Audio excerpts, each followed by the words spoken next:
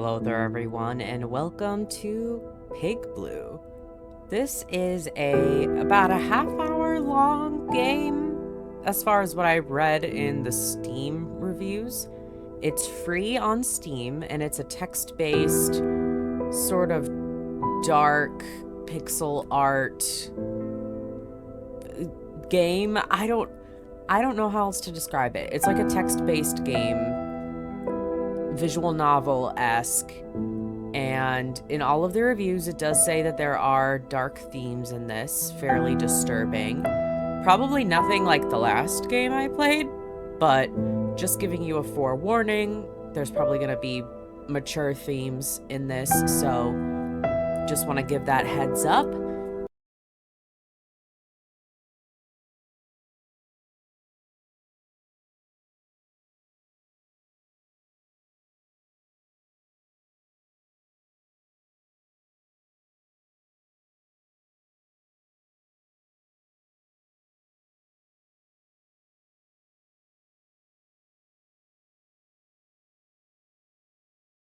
I mean, let's just get started. I'm excited. People said that the art was really good and that it was entertaining at the very least. Ooh. There's a road that runs through the town. It is a road that breaks off from a 4-lane highway and curves into the town while getting so narrow that even two cars don't fit side by side on it. A road which passes by the houses, trees, the lake, and eventually connects back to the highway. It is one of those towns cut off from the world. When a passerby looks out of the window, he meets weird stares from weird people. Two different worlds, two different time zones intersect here. Those who live in such places are born and die. During that period of time, they do not encounter much that will surprise them. Subtle feelings do not take root in their souls. Fight or flight, their existence is a primitive reaction to the outside world. The townspeople were startled by a loud noise towards evening today. They heard the roar of a car driving past the town. They ran to the windows, saw nothing but wheel ruts on muddy roads. A blue sedan had already passed the town center and entered the forest road. The car was lighting up? Is that a word? It should be lighting up? Was lighting up, I don't know, lighting up the identical trees and then leaving them in darkness again and moving on its way through the forest without leaving any traces. There was nowhere he could turn to along the way. First, I think there are some typos. When I started, it gave me the option to pick English or Turkish. So I think this is translated to English, so forgive the typos on here. I didn't know if there would be any or not, but it's not phasing me, so, but you know, they're there. First he was to pass the forest, drive by the lake, and then take the highway that would take him to the outside world. He was still trying to make sense of the impulse that had made him stray into this town out of the blue. Did the name of the town attract him? What was written there? Welcome to... Ooh! I get to pick? Oh my god. Welcome to... Ohio. It won't let me type O. Oh, there we go. Oh, it just won't let me do capital letters. I see. I was trying to capitalize Ohio. He was still trying to make sense... Okay, that just says the same thing. Welcome to... What? Is it supposed to be Pigblue? It is. Okay. Oh, the thing is in the top corner? I have never seen the Steam achievement be in the top corner, only in the bottom corner. Okay, welcome to Pigblue. So I get it's one of those games. I have to type the right thing. It's not up to me. Okay. No, there was nothing unusual in the town's name, an even more meaningless whole, created by the juxtaposition of two unrelated words. More or less like all town names and everything else.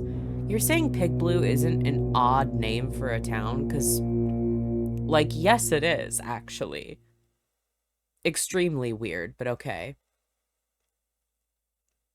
No reason. There are paths before a person and one has to make a choice. So it cannot be called a choice.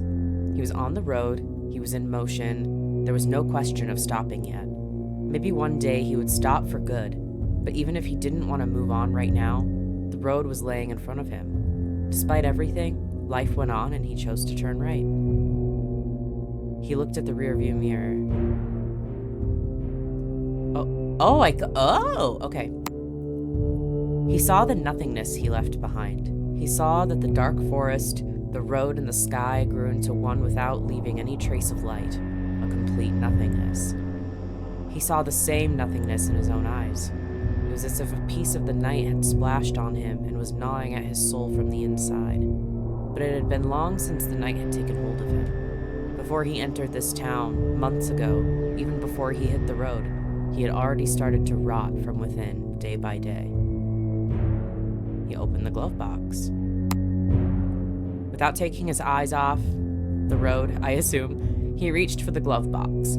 He was throwing his hand randomly inside the glove box. "Where's a cigarette?" he was murmuring as the coldness of the metal touched his hand. He forgot that he had put it there. He smiled. His hand came across a loaded pistol on a dark, lonely road. He ran his fingers on the gun. Just below was a stiff piece of paper. It had to be an envelope. A letter with his name written on it in capital letters had been left on his doorstep. He had forgotten even the existence of the letter, let alone reading it. A familiar handwriting. Its content is more or less clear. He didn't need to read it. Interesting. He checked his pockets. "Here it is," he said.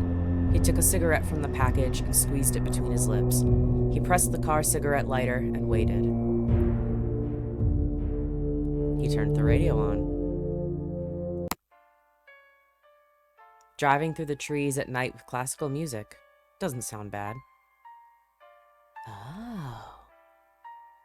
I like classical music. Let's keep on listening. He went on listening to the music.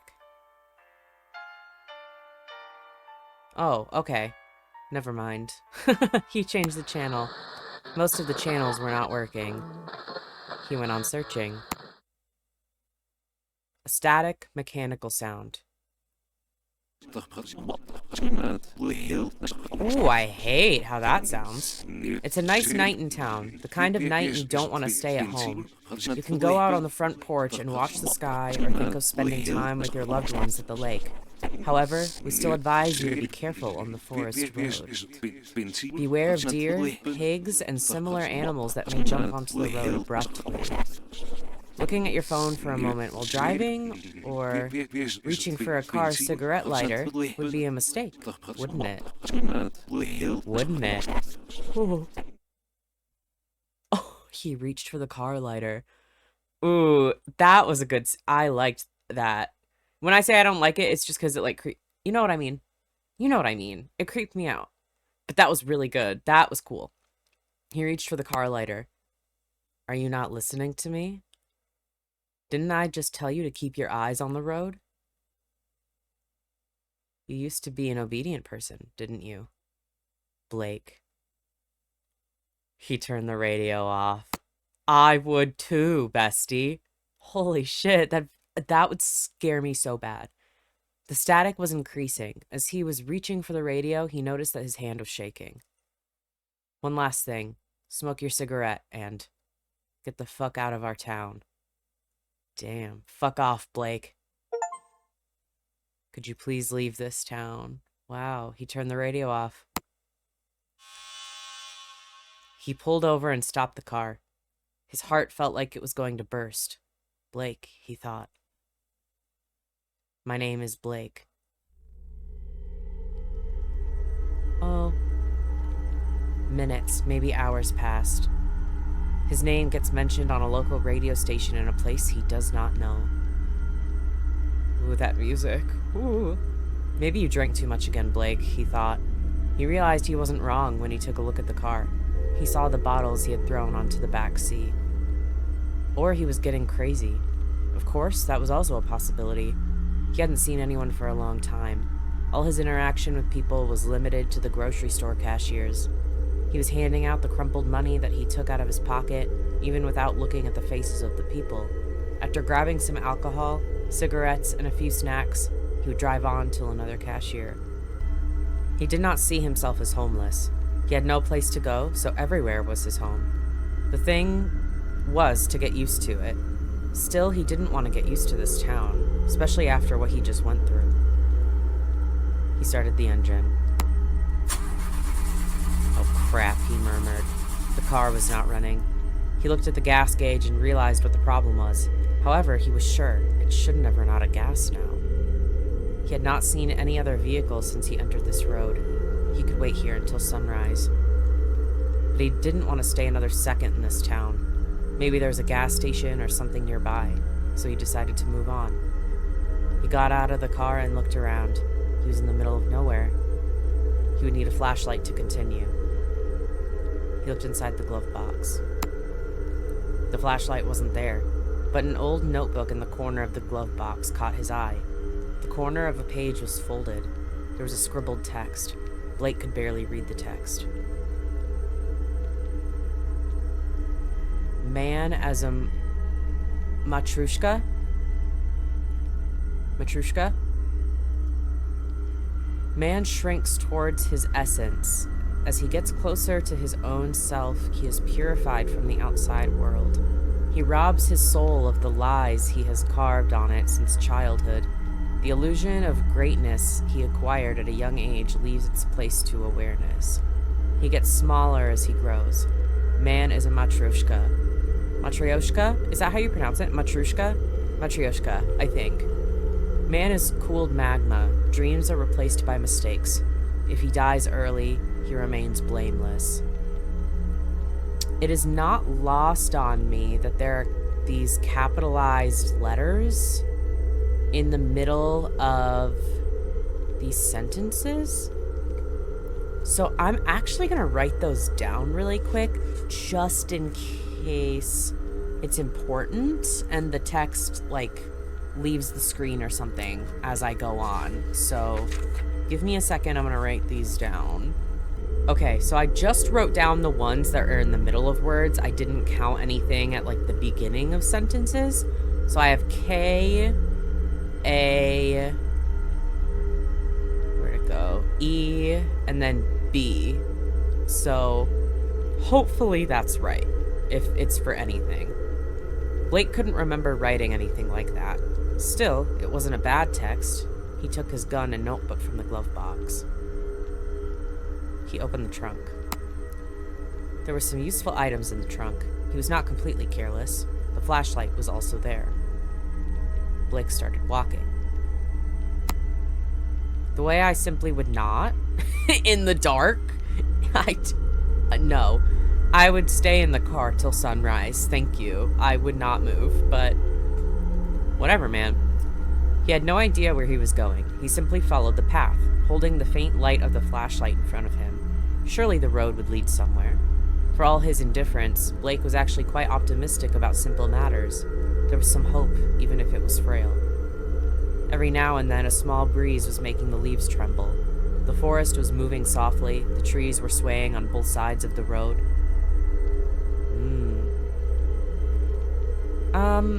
I think he just wanted, or maybe it's like last time, he stopped to look at the sky. He encountered a sight that he could not see in the city. Regardless of the circumstances, it was necessary to stop and appreciate some beauties. Blake did not have an existential crisis, I assume, when he looked at the stars. Was he alone in the universe? Did life have a meaning? He did not have such philosophical problems. The stars were beautiful. That was all. That's kind of how I feel, to be honest. I mean, not necessarily what I believe, but, like, if I, like, look up at the sky, I'm just like, wow, that's so pretty. Isn't that so cool? Anyways, like, I'm not a huge philosophical guy. I just enjoy life as it goes, you know? Do I think we're alone in the universe? No. No way. But, like, I don't think about it too hard. I'm like, all I can do is just, like, live my life as it is right now. And, like, plan for my own future. So, you know, slightly relatable. Oh. Oh, what is that? He heard a sound, short but deep, which broke the silence of the forest for a moment. Ew. He looked behind. The light of the flashlight did not reach his car. His car was somewhere in that great darkness. Then he aimed his flashlight at the forest. The light met with the dark trunks of the trees, only to illuminate the tip of his nose. There was nothing remarkable in sight.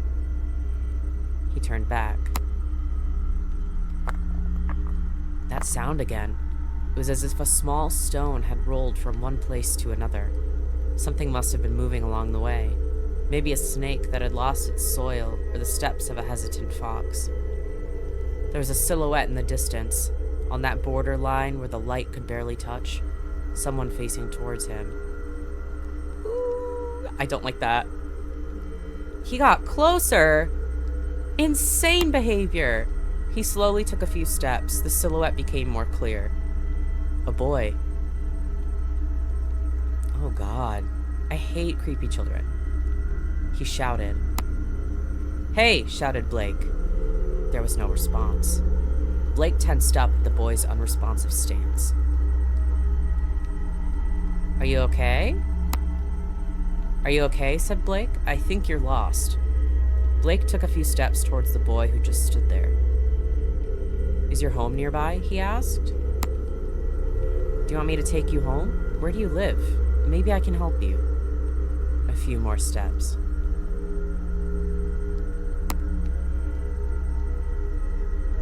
The boy took a few steps back. Blake saw a frightened expression on the boy's face, but there was something even stranger. Even though he couldn't see the boy's face in detail, he was struck by the meaning in his eyes. It wasn't fear of the unknown, no. It was as if the boy recognized Blake. And suddenly he turned and started running into the darkness behind him. Ooh. I don't think he's gonna stop if I shout at him, so Blake ran after the boy. He soon realized that it was futile. The boy disappeared into the night.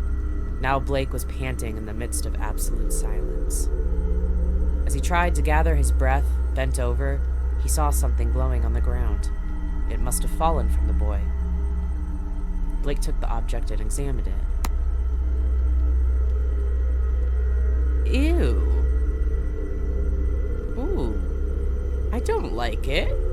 It was a small Matryoshka doll. Upon further inspection, he saw that it had a locking mechanism on it. Matryoshka. He took out his notebook. Oh, see what I mean? Oh, I bet I know it. He entered the password. K-A-E-B. Is it not?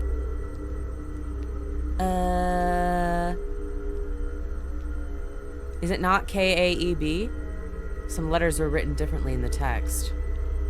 Well, yeah, but I thought I did it right. Is it supposed to be all of the capital letters? Huh. Okay. Does it disappear if I do this? Oh, it does. Damn it. Shoot. Okay, let me try a couple things. See what works. Oh, it's 1, 2, 3, 4, 5. Okay, so it's 5 letters. So I was just one off. So, like, which capital letter am I missing? So if I'm just going by random capital letters, right? K.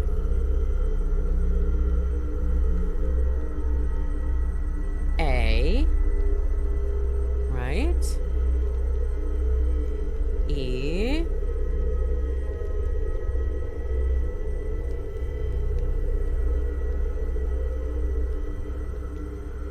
B. I don't... So if it's 5, what is the other letter that I'm missing here? Oh, I don't know. Wait, okay. What if it's his name? Because K-A-E-B are all parts of Blake, just without the L.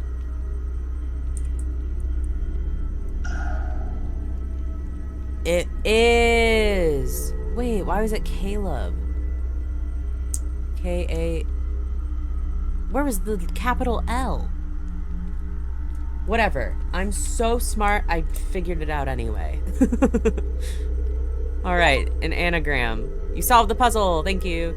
Oh, it was the second time Blake had come across his own name since he had come to town. But he had no ties to the town. He had never been here before in his life. But first the radio, then the child's eyes, now the matryoshka. He slowly opened the matryoshka. There wasn't a smaller doll inside as he expected. Ooh. Just a key. He put the key in his pocket. As he stood up, he saw the road and the darkness waiting in front of him. It was an ironic night for someone who was barely living on. He had to somehow move on, find his way through the blinding darkness. A journey through the shades of black, he thought, from one darkness to the next. There was no point in going back now. There must have been a settlement or something in the direction the boy was going. I don't know about that. He heard a stir in the bushes. His hand reflexively went to his gun. Maybe this time it was really an animal running through the bushes. After tonight's weird events, Blake was on his toes. Of course, the fact that he didn't drown his sorrows in alcohol after a long time also had some effect on him. The reality he had been running away from finally caught him sober and took hold of him. It was making fun of him. Maybe he was right to run away. He could not understand reality. Where was he? Who was he? And why was it happening? His name was Blake. He had been left. He had hit the road. And he was on the road again. That was the summary of his life. He went on walking. In the distance, the number of trees decreased gradually. The sky seemed wider. First he saw the lights reflecting in the puddles on the road. Then the motel, which had become one with the forest. Okay. Homeland Motel was written on the sign. Although it was in pretty bad condition, considering his current desperation, the motel looked like a home to him. He went in. Although the lights were on, it was dim inside. The shadows cast by the furniture were enshrouding everywhere, and as a result, the inside of the motel seemed more cramped than it really was. The receptionist just stood there, absent-minded. He was an old, elegantly dressed man. He walked towards the man. Ooh. Blake stopped right in front of the man. The man had his fair share of shadows, like objects. His face remained in the dark. "Good evening," said Blake. "I'm a traveler. Are there any—" His word was left unfinished. The man said in a calm tone, like an actor whose time came. "We are informed, sir," he said. Blake shuddered. He tried to say something, but couldn't open his mouth. "My advice for you is to spend the night here. Fortunately, there is no gas station nearby. If you wish, I'll drop you off in town tomorrow morning. Someone there will help. The town of Pigblue is used to those who are lost. Haven't you lost your way too, sir?" Blake understood the implication in the question. Yes, he had lost his way in every sense. "How do you know my name?" asked Blake, puzzled. "I guess you don't remember, sir, but it's okay. It's not your first time coming here. We welcomed you before. It's your first time coming alone, though. I hope you don't mind me stating this fact." Blake didn't remember ever coming here before, or bringing Emma. Emma. It's been a long time since he mentioned that name. First, something was missing in the house. Abstract, inexpressible, indefinable. There had been a shift in the view of the world they were accustomed to. A tiny crack opened up that would spread over time. When he came home one evening, Emma was not there. She didn't even leave a note behind. One of the toothbrushes in the cup was missing. There was plenty of space in the wardrobe. An emptiness came and settled in the house. Emma had left a lot of little gaps behind. If Blake were to say a word, he would drown in the echoes of his own voice. Weeks later, he found an envelope on his doorstep. Blake was written on the envelope. He recognized the handwriting. He didn't need to read it, but he couldn't throw out the letter either. Okay, so that was the letter in the glove box, I suppose, from this Emma. This part, by the way, that to me is so beautifully written. Oh my god, this paragraph. Oh my god. One of the toothbrushes in the cup, leaving little gaps behind. Ooh, that makes my heart hurt, dude. Oh my god. I've never brought anyone here. I didn't bring anyone here. Memory may mislead, sir. Now that I think about it, it was clear from every aspect that it was not your idea to come here. How can I say? You were a bit like a guest. I think one of your friends. One of my friends? Of course, sir. People usually come here on recommendation. If you follow the path behind the motel, you will reach the lake. By the way, the lake looks totally different at night. Let me point that out too, sir. One of the guys you came with seemed to know this place quite well. I think he brought you here. The men I came with, thought Blake. So it wasn't Emma next to me.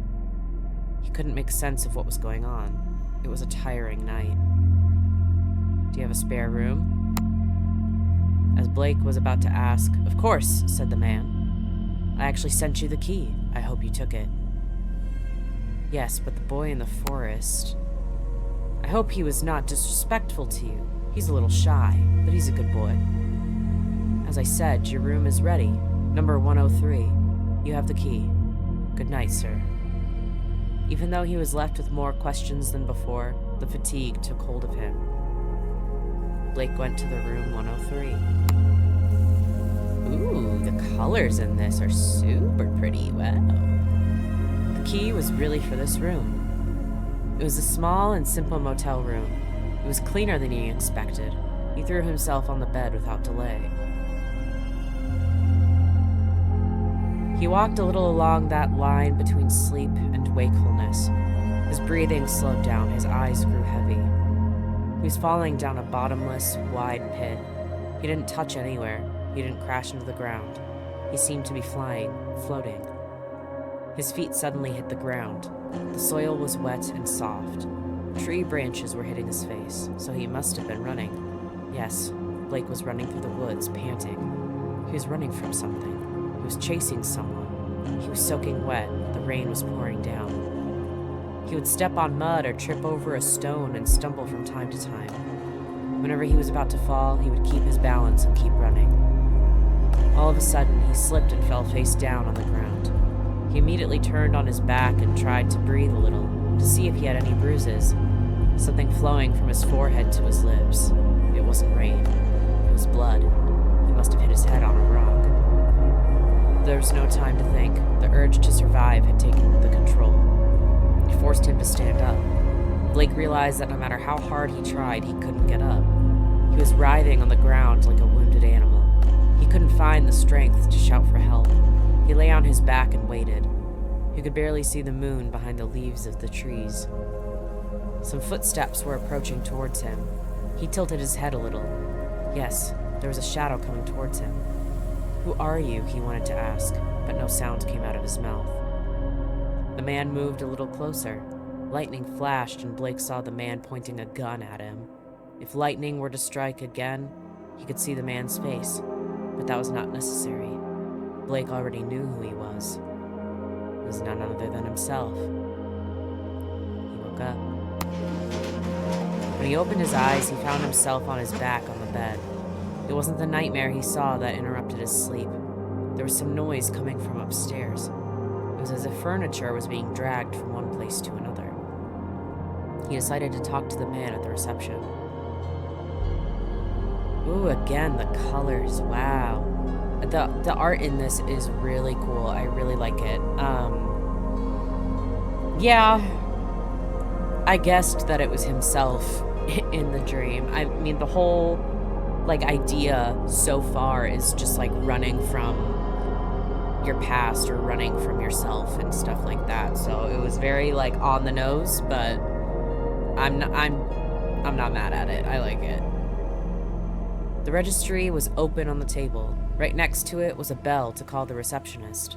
The door near the desk probably opened in the receptionist's room. He looked at the registry. There were 8 rooms in total, 4 on the ground floor and 4 on the first floor. James S. Blake, John Thomas Howard. The sound must be coming from room 203. Ooh. Registry was open. He rang the bell. He rang the bell and waited. There was no one in sight. Okay. I guess we're knocking on the door. There was no response. He went in. Rude? There was nobody. It was a narrow room. There was a window overlooking the forest, a bed right in front of it, and a nightstand next to it. A key cabinet was also mounted on the wall. I'll go and talk to them myself then, Blake thought. You can't do that. What the hell? Man, why would you do that? Just steal the room key, probably, and go fucking... Hey. 203. Ooh, okay. The colors! I love it. Blake knocked at the door and waited. Oh, I have to click it. Haha. I always forget. Oh. I don't, Sounded like someone was getting choked inside. Are you okay? Blake shouted. He tried to open the door. The door was locked. Someone might be in trouble. I have to get the key and come back. Oh, God. He went in. Okay, he looked at the key cabinet.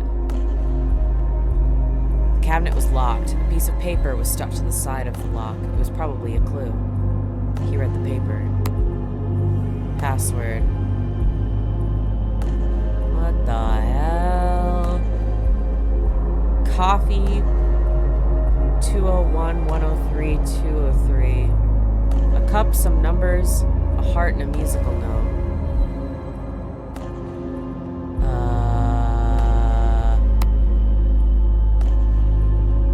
Dude, I don't know. How many, like, things is it?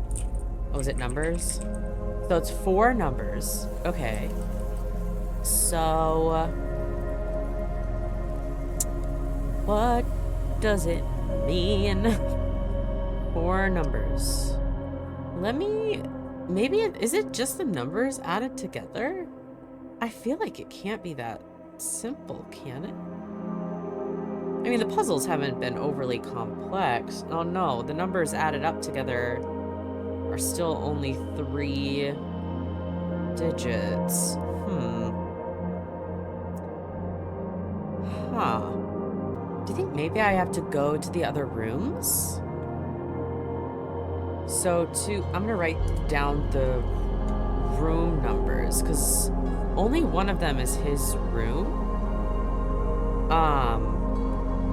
So, oh wait, no. Yeah, what, his is 103, right? Okay, and I already went to, so maybe it's in 201. That's my guess. Okay, he went to room 201. Oh, I can't? Oh, shit. Is there nobody there? No, there is. Huh. Maybe one of the other rooms? Try 101? Oh, James promised he would come again, room 101. Who the fuck is James? I got an achievement for that, but who the fuck is James? Okay, so I'm gonna, so room Okay. Room 101. No. 102. I could try. It says it's empty. 103. No, because that's our room. 104. 201. We tried. We didn't try 202. 203. We tried. Go to 204. I mean, if anything, I could maybe just get an achievement for those. So, how about that 102? Nope. Okay. So, not 102. 104. I could go to 104. Okay. Room 104 was not locked. There was a television in the middle of the room. He turned on the TV. Ooh, he opened channel. I don't know. Oh, it's one digit? One? Once he was just an ordinary boy. Now he is defender of the universe. Look, there he goes now, off to save the universe yet again. I just tried that for fun. Also, I'm just writing down the symbols just in case there's like words or something I'm supposed to pay attention, because it was a coffee mug, a heart, and like a music note. 2?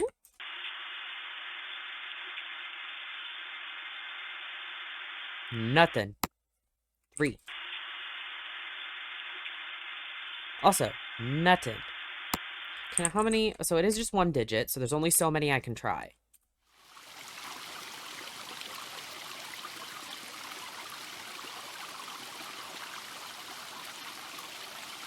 Nothing. Wait, do you think...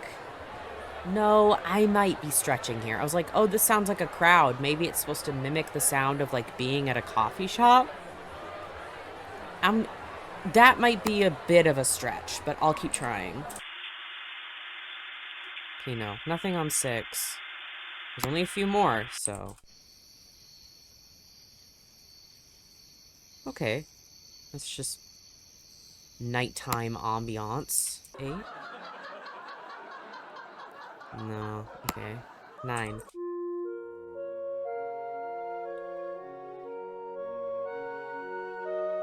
Maybe it is.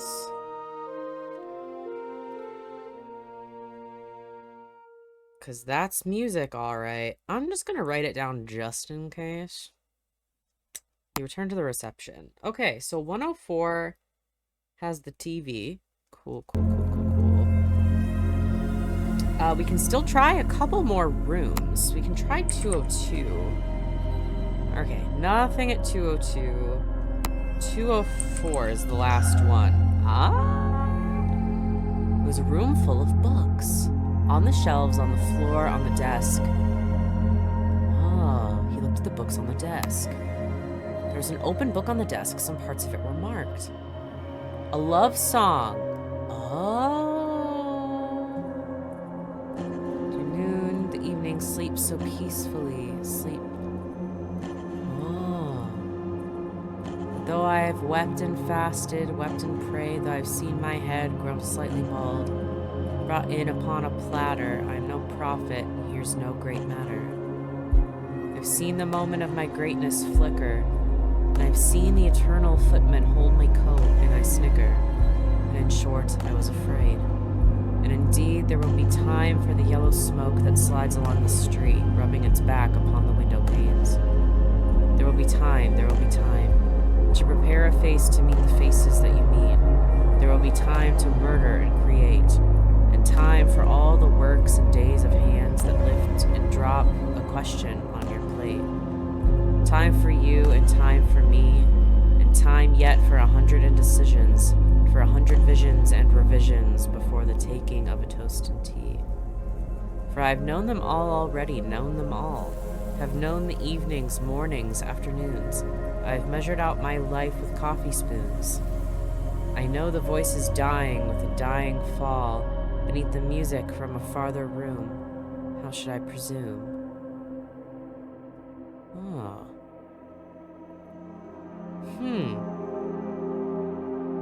Well, there was the word coffee, and it was a love song. Huh. It being 4 digits is, I think, what is fucking me up. Because there were 3 room numbers and 3 symbols. So I'm like, how is it 4 digits for the full code? So it was the room numbers.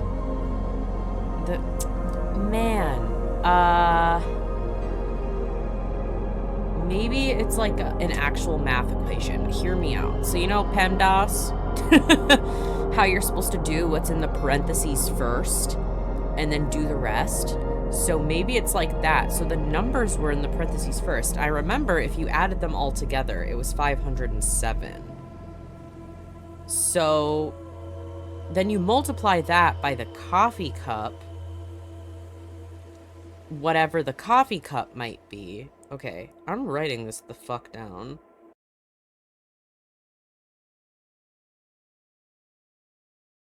Okay, so I looked it up because I could not fucking figure it out. And it says that for that love song, I was supposed to take note of the amount of mentions of tea or coffee. So that's fine. Which I guess is 3. So I'm doing a new page because I filled up the other one. I'm saying 3. But it did actually give me a really good thing because we can go back to Blake's room and read that note from Emma. So I would certainly like to do that. So we're going back to 103, which is his room. Oh, there was an envelope on the table that he hadn't seen the last time he left the room. A letter opener on it. Yep. I thought about going back to his room too, but I was like, surely there's nothing there. Just kidding. The envelope was already opened. When he turned it over, he was surprised at what he saw. His name was written on it in capital letters, and yes, he knew the owner of the handwriting. Emma. But he had left the letter in the car, or had he slipped it into his pocket in a moment of absent-mindedness? No matter what he did, the letter would end in front of him, as if it desired to be read. Would end? I don't know. He read it. Blake didn't resist. The parting happened long ago. How much could the words about it hurt now? He couldn't be left alone once again. Blake. Considering that we no longer speak a word to each other, how necessary this letter is debatable. Maybe you'll read the word here in a cold and indifferent way, as if you were checking a product's expiration date. Because you've been looking at me like that for a long time. You didn't see me, Blake. You were looking at me and I wasn't there for you. I'm not talking about a figurative absence, but as if my physical existence was erased from your world as well. I wasn't there. Of course it couldn't go on like this. One could not bear to witness her own value diminish day by day. I came to sleep next to you in the hope that you would get better every day. Someday you would come out of that cave, the silence that you hid yourself in. But you didn't, Blake. As you can imagine, this is not a parting letter. We've already broken up, Blake. We had already broken up before I left the house. I felt compelled to write to you, because I think you should get help. As an old friend, someone who still cares for you, I wanted to help you for the last time. You are not aware of the darkness you have fallen into. No, I couldn't stay by your side to shed any more light on you, but maybe this letter will help you see what's wrong with you. The rest is up to you, Blake. I wish I knew what turned that cheerful, lovely man into this. You didn't tell me. I don't think you told anyone. Whatever that thing is, it devoured you from the inside out. There is nothing left from the person that I love, but a dead man. I don't hate you, but I don't love you either. How can I say I have no feelings for you? However, I feel nothing against armchairs, nor against vases. I mean, you've become one of them, Blake. One of those inanimate, cold objects. I think it was May 5th. Yes, there was something strange in your gaze when you returned from that trip, but I didn't take it seriously. Looking back now, I can't help but think that you started to change from that day on. Still, I don't blame you. Take care of yourself. Maybe your only fault was doing nothing. Emma. You read the letter. The letter ended here. Blake's palms were soaking wet. He gripped the letter opener tightly, holding it like he was going to stab something. He went into the bathroom in an ecstatic state. He was shaken once more as he splashed water on his face and looked at himself in the mirror. A note was written on the mirror. Cut the bear. What does that mean? What would that mean? He left the letter on the table. Letter opener might be useful later on. Is there gonna be like a real bear or like a stuffed bear that we're gonna have to cut open or something? I don't know. I am also going to keep looking at the guide because I got one number. So I don't know what else. So give me a moment. Okay, so I won't lie.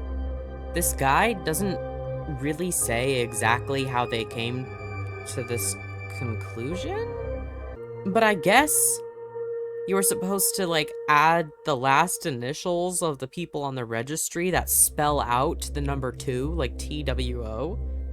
The coffee was 3, like I mentioned. I was right about the music, that the channel 9, played the music, so that is the music note. I don't know how they got a 5, though, because the password is 3259.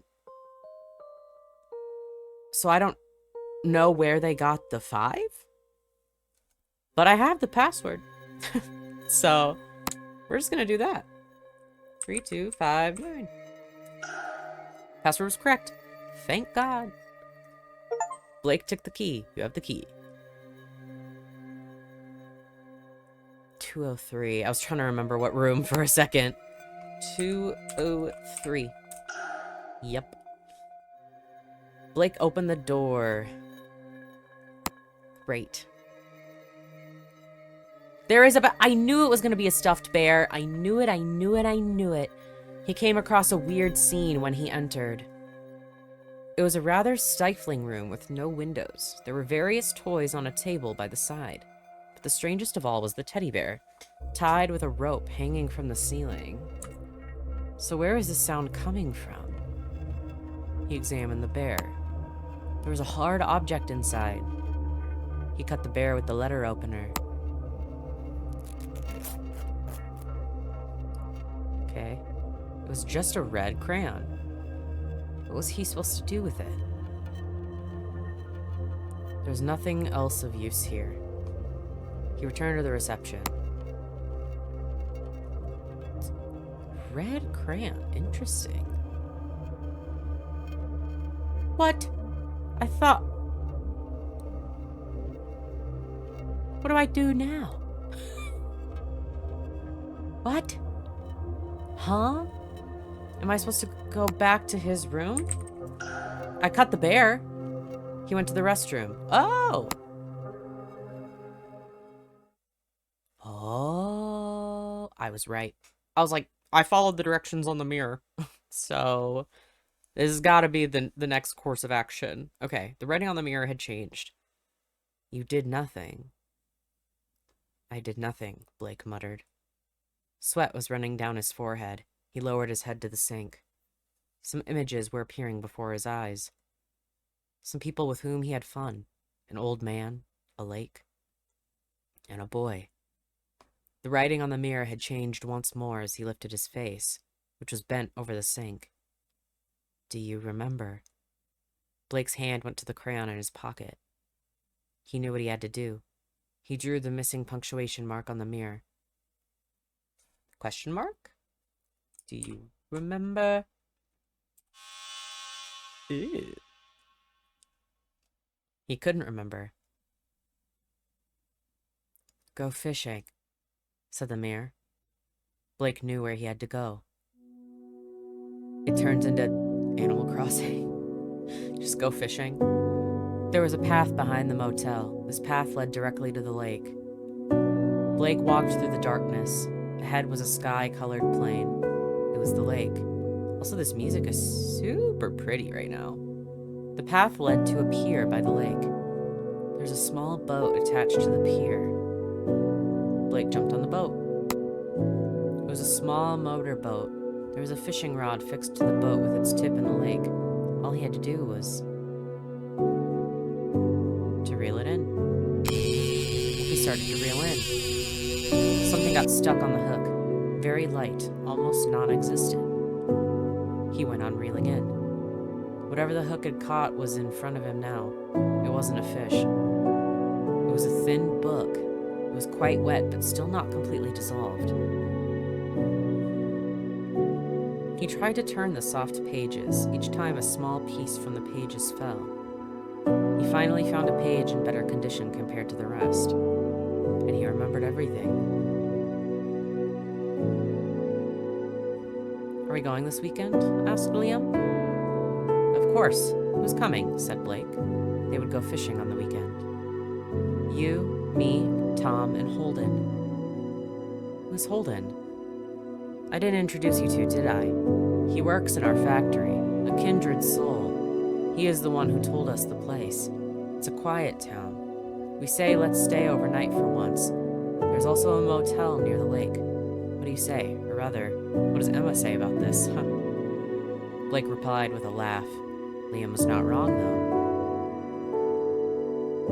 Turn right here, Liam, Holden said. He was a quite talkative and cheerful man. Blake was sitting in the back seat.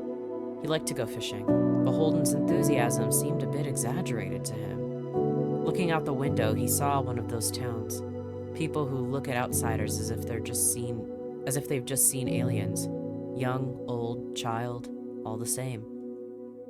An old man wandering near the motel caught his attention. He looked poor and dirty. He was watching Blake and his friends with a cunning glint in his eyes. Maybe he was thinking, some suckers with money. In such places, foreigners were either objects to be stared at or some suckers to rip off. After checking in, they fished in the lake all day long. When they retired to their rooms for the night, they were very drunk. Blake was staying with Liam. Shortly after they entered their room, there was a knock on the door. It was Holden. Gentlemen, the fun isn't over yet, he said cheerfully. Now his drunkenness was also boosting his former joy. I have a surprise for you, he said, winking his eye. You first, Blake. Room 203.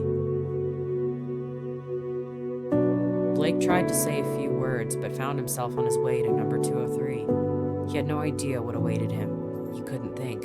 He was staggering as he walked, then stopping and leaning against a wall. When he got to room 203, he saw that old man at the door. The other gentleman told me that you were coming. Don't worry, he paid the price, he said and opened the door. Blake didn't understand what was going on when he entered. He's my grandson, said the old man, standing behind Blake. Despite his drunkenness, Blake suddenly understood everything. There was a boy sitting on the edge of the bed. On his eyebrow, he stood frozen. He didn't know what to do. What is I don't know what that means. The blood in his veins started to flow faster. His temples started beating like they were going to explode. His face was on fire. Without saying a word, he pushed the man away and rushed out of the room. He was running unconsciously, panting. When he pulled himself together, he was sitting in the forest, leaning against a tree. On the way out of the room, he unconsciously picked up the first object that came into his hands. Somehow he hadn't let go of it the entire time he was running. It was a coloring book. He didn't talk much about what happened there. Blake never saw Holden again. However, the last time he met Tom and Liam, he understood everything from their eyes. Both had entered that room, and unlike Blake, they stayed there for some time. I didn't do it, Blake recalled. I didn't do it. Blake did not do it. He could have gone to the police afterwards, but he didn't. He could have spit in his friends' faces, but he didn't. He could have saved the child, but he did not. I didn't do anything, Blake muttered on his knees. I didn't do anything. Looking at the scattered book in his hands, Blake remembered the title of the coloring book he was holding while leaning against a tree that day. The Blue Pig. A long silence in his mind. His hand went to his gun. Blake wasn't a cop. Blake wasn't a soldier. But he was carrying a gun for some time. Oh, man, I thought it was gonna go this way. So, there's two ways that could have gone. When he said save the boy, that makes me think that they killed the kid, like they murdered him. But on the other hand, they also could have done something else that I don't wish to say. If you're watching this, I think you understand what I'm trying to say. So I don't know the answer to that. But otherwise, like, yeah, you probably should have done something. And it's understandable why, after that experience, he was a little distant in the rest of his life once he got back, but this isn't the answer, but I have no other option to pick.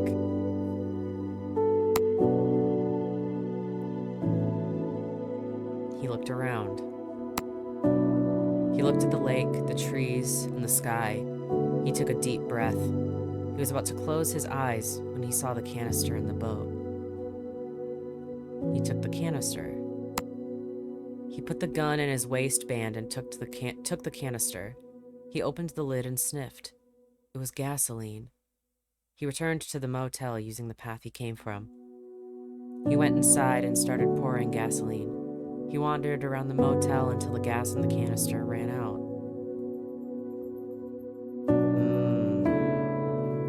He left the motel. He poured the rest of the gasoline up to the door of the motel. He went out. He lit a cigarette. He went opposite the motel and lit his cigarette. He took a breath or two and threw it. The motel was soon engulfed in flames. First it cracked and bent, then completely collapsed. That was not all. The forest had its share too. Blake stared blankly at the view as the flames were leaping from branch to branch and the fire was growing. The fire burned it all down. So it looked like there could have been a few endings there. With the gun and then with the staying in the motel with the gasoline.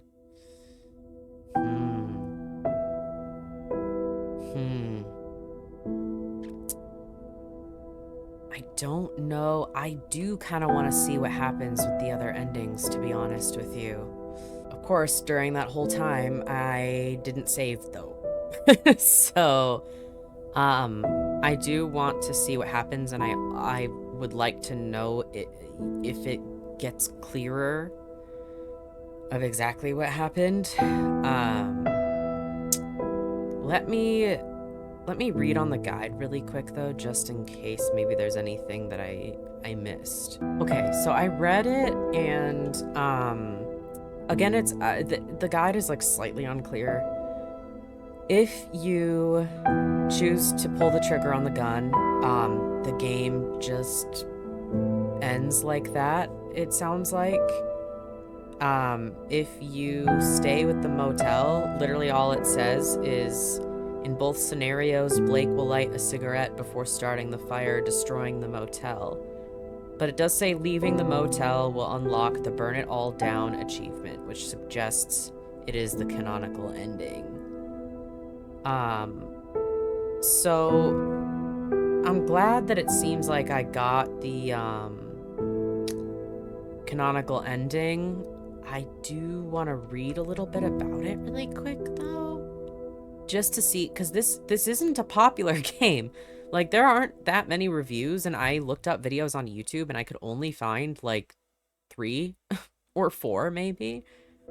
Okay, so I did some digging. I read some of the reviews on Steam, which I'm thankful that there are honestly quite a few, not, you know, like a crazy amount, but there's like 50 something as of playing this, so I like that. It sounds like other people also got very frustrated with the same puzzle that I did, so I'm very happy that I'm not the only one that struggled very hard with that. Some people left like a more negative review because of that puzzle, which, like, to each their own. I like, if that really pissed you off enough, like, I get it, but I think there's more to the game than just one frustrating puzzle. But that's just my take. That's just me. The ending sequence, very obviously, like, very sensitive topic. So I don't at all want to seem like I'm like making light of it or being lighthearted, or, you know, I'm trying to treat it with as much seriousness and reverence as possible. And again, I mentioned I didn't quite know what the implications of the ending were. I was fairly certain, but some of the wording made it a little more confusing for me, which I felt like it could have gone either way. But from reviews I was reading, that I didn't read before because it had like blurred out spoilers and stuff, so that's why. It seems like from pretty much everyone and really my own perception that he, you know, he has this sort of dream-like town that he's traveling through, trying to get over an event that psychologically broke him, which is the best way I can really put it. And it affected his life after that trip. It caused basically everything to fall apart around him. And the event is, you know, his friends, very quote-unquote, there, paying to essay the young boy that we saw in the woods. And that is so unbelievably, like, just fucked, dude. Oh, like, that's so bad. And it makes sense that it's something that would cause trauma for him. I will say, though, that please let me know if you feel differently about this or not. I don't know if it's just a me thing. I didn't see a whole lot about this particular thought in the reviews, but it felt like even in the ending, getting like the canonical ending where he burns it all down and chooses to move on from the event, I just don't know why you wouldn't fucking call the police. Like, that pisses me off so bad.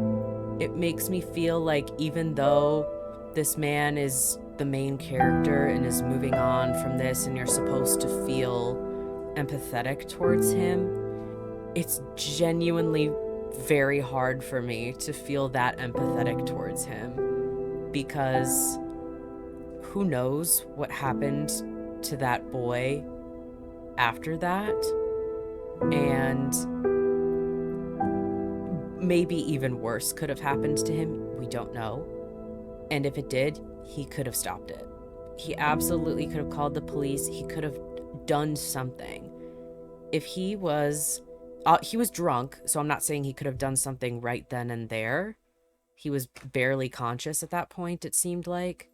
But afterwards, the fact that it said that he never saw Holden again, and he couldn't, what was it, like, look at his friend the same, you know, implying that, you know, all of his friends and stuff are now soured for him.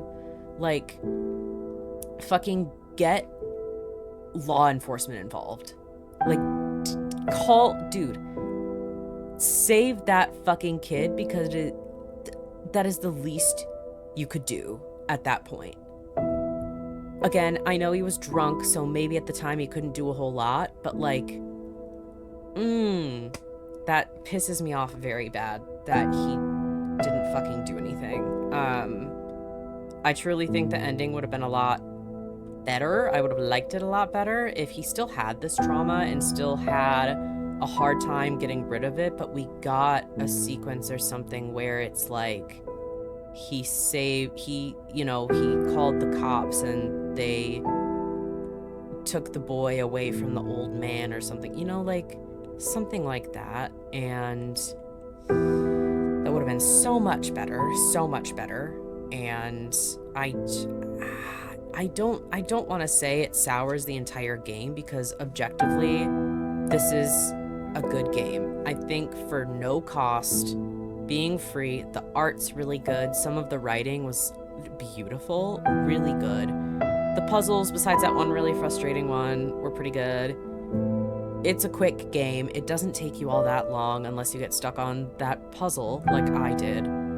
But that dark of an ending like that, really, I don't know. The fact that we have to be in the shoes of the man who did nothing, it does sour the experience a little bit for me. It does. Just wish there could have been some closure. It didn't even have to be like in your face closure. If it would have alluded to something better, if it would have alluded to some, you know, been vague or something, you know, something. I'm missing something where the story for the victim ends well. And I know that in real life, rarely does that happen. I get that. But again, playing as the guy who did nothing, I feel like he owes it. And to not have that, and have someone create the game specifically to not have that, I don't know. It makes me feel weird. It does. There should have been justice. There should have been a different outcome there. Could have easily had both. The ending for the main character and, you know, alluded a vagueness or something for the victim. But the game is what it is. Sorry you have to hear me yap on about it, but I feel like if I don't say anything, that is a disservice to the game, because I want this person to make more games. I want more, because this has really awesome potential and a lot of really awesome elements, but that ending, yeah. So on that note, sorry to leave it on such a somber note. The music fits, at least, so there's that. But if you want to play it for yourself, go right ahead. I think it's fine. You know, it's free. The art style is really great. If you are fine with something a little more bleak, then here you go. But yeah, just wish some things were done differently, you know? But that is all I have for you guys today. Thank you so much for watching, especially if you made it this far. I really, really appreciate it. If you made it this far, please go ahead and subscribe. If you are not already subscribed and you watched all of this, I don't know what exactly you're doing. Could do something else. And by something else, I mean subscribe. All of my socials will be down in the description if you would like to follow me on any of those. I do polls occasionally here on YouTube now, and also Instagram for the next game I play. So let me know if there is anything in the comments you would like to see me play as well. I love to hear suggestions. And go ahead and like the video if you liked it. Share it with everybody and everybody if you so choose. And in the meantime, before next week, go have some coffee or tea or whatever your cozy drink of choice is and listen to some classical music, I guess. I think it's always good, so go ahead and do that. But that really is all I have. Thank you guys again for watching, and I hope that you all have a good one.